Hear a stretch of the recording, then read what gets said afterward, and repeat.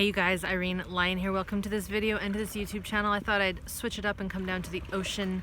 Here I'm sitting right next to the Pacific in Vancouver, British Columbia, which is my home where I was born and raised. And what I want to talk about right now is something that is gonna start happening, I think, a lot more as we become more knowledgeable about the nervous system and the importance to heal and release trapped trauma and stored traumatic stress. And it comes down to the importance of doing this work really slowly and in what we would call a titrated way. This is a concept taken from organic chemistry, and it's something that Peter Levine, founder of somatic experiencing, kind of popularized in his body of work, where we want to only bite off what we can chew, and we don't want to do too much if our system isn't used to processing at this deeper nervous system level. So I'll give you an example, and this was primed by a question we got in our Healthy Nervous System Revolution group, where someone had gone and done a somatic experiencing session. And I don't know their history, but I'm just going to make this kind of a hypothetical. But they did this session. There was a lot of a shaking release that occurred.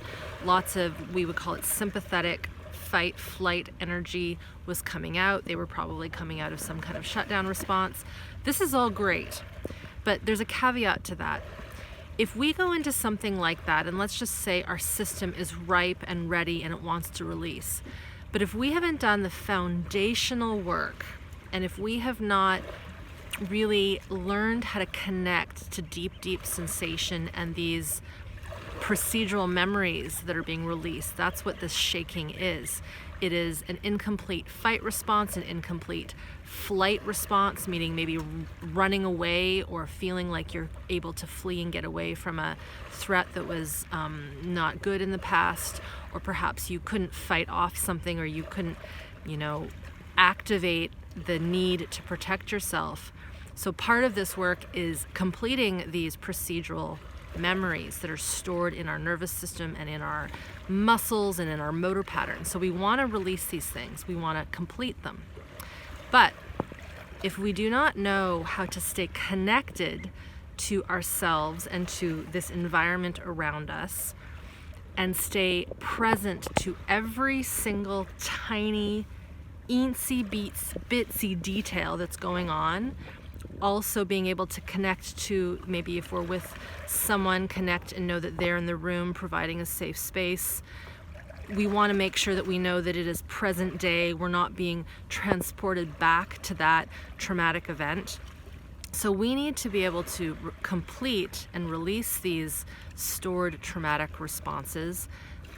But at the exact same time, we want to be contained in our present day experience with the environment that we are in, feeling the ground under us, and also have the wherewithal and the skill to say to ourselves, I think this is enough. I think I feel myself starting to kind of get a little dizzy or tapped out, or how can we stop an experience in our conscious brain and be like, okay, I think I've hit my threshold, I can't do anymore, and it's okay if I stop and pause. Here's the thing, that procedural memory, it's not going anywhere.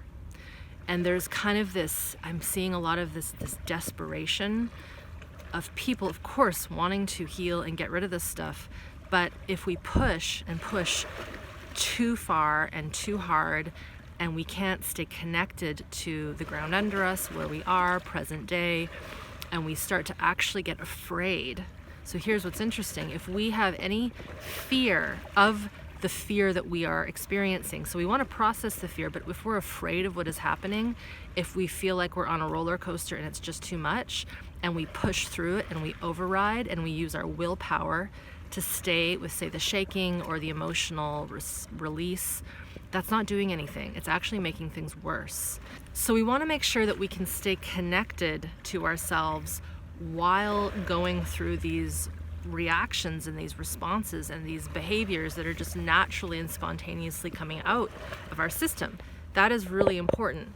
But let's just say there are no medals of honor for pushing through a trauma response and trying to get it out because we just want to get it out.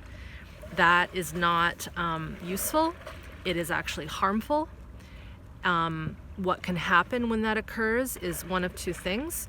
We can go into deeper shutdown, so we can kind of go into more of a freeze response if our unconscious system, if our brainstem and our physiology is like, we're not going there. You do not have the capacity to go there. You do not have the faculties on board for your physiological systems to handle this, so we're going to shut down. That's one thing that can occur.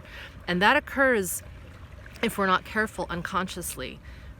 We slip into it. Or we can get into a situation where we call fracture, and we basically, rather than going into shutdown and kind of feeling numbed out, we have an excess response where maybe the next day we are more sore than before. A little bit of soreness is usually okay because the system has shifted, but if it persists, if we're in more pain, if our symptoms flare up, let's say you're someone that has digestive problems or migraine headaches, or an autoimmune disorder, and that flares beyond what is manageable and that you can contain, that's a sign that too much work has been done.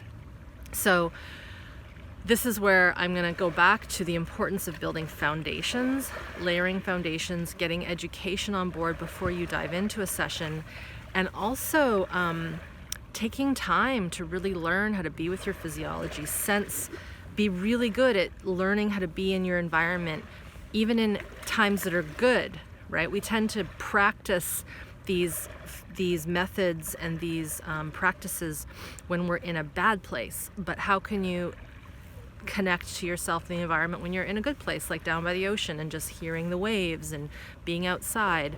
Or when you're just at home watching TV, can you consciously connect to your sensations and how you might be reacting to a movie or music? Or when you're with friends and you're having a good experience, feel the excitement and the joy in the body. That all helps us build foundation to be with intensity. It doesn't have to be all bad stuff that we practice being in our emotions and in our sensations. So foundations, building layers, this is clearly something that is dear to my heart, just because I've seen people do too much too soon. And even when I was in this work early on, I did too much too soon, and my system paid for it. And I don't want anybody else to have to go through that, because you don't have to. Right? Doesn't mean things won't be uncomfortable from time to time. You might not, have to be with some really deep fear and scary stuff. But can you be with that stuff without bracing against it, without fearing it, without kind of disconnecting? So it's really important that you do your homework and you do your prep work, and to know that if you have to stop halfway through a session, you stop. So there's this thought that we have to get our money's worth when we go see a therapist or a practitioner. Don't do that. Let yourself really be honored the capacity that your system has, and know that you can come back and process another little piece the week after or the month after. The system will maintain the stored traumatic stress until it is ready to let it out. So be smart, be safe, do your homework, build your foundations, connect to the environment, and always be present to any releases that are going on. Hopefully that makes sense. Take very good care, and we will see you next time.